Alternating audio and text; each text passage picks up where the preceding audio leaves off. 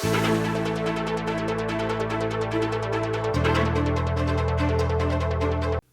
1988 ang pinirma ng former President Corazon Cory Aquino in Presidential Proclamation No. 227 ang magdeklara bulan ng Marso anting Women's Role in History Month.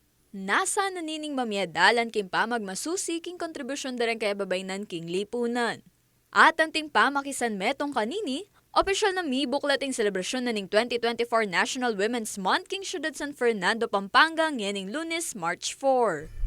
We always celebrate the Women's Month in the city of San Fernando because of hindi lang ho dahil ito mandated by law, but it is something that the city of San Fernando, the local government unit, is really pushing for women empowerment. In fact, our mayor, being a woman, siya ho talaga ang, kumbaga, she is the one representing talaga in terms of governance kung paano ka-empowered ang mga kababaihan, no?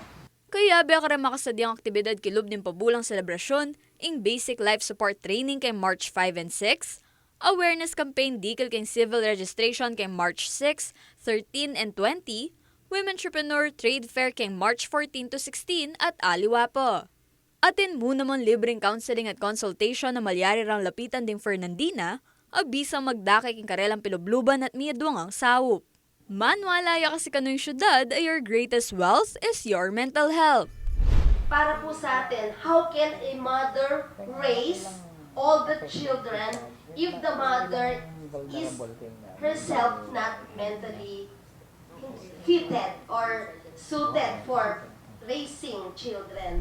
So in a world of chaos na marami na pong nangyayari sa mundo and social media, sometimes hindi natin alam, we are unaware that this person is already encountering mental issues.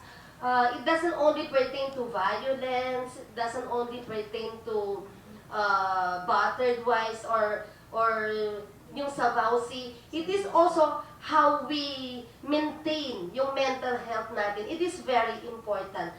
Kikilalanan na naman ng pekamumunang babaeng alkalde na ng syudad ay Mayor Vilma Caluwag ing sika ng dareng kay babaynan.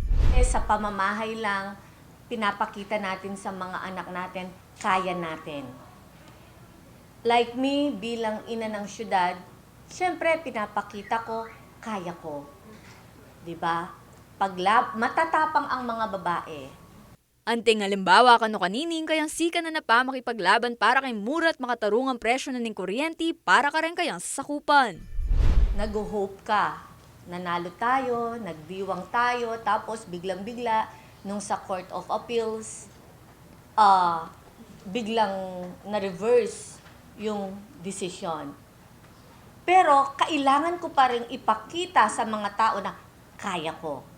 Pero kung wala ka na sa entablado, makikita mo na iiyak ka. Iiyak ka. Kasi bilang leader, bilang ina ng syudad at bilang ina sa pamamahay, pinapakita mo sa mga anak mo, you are strong.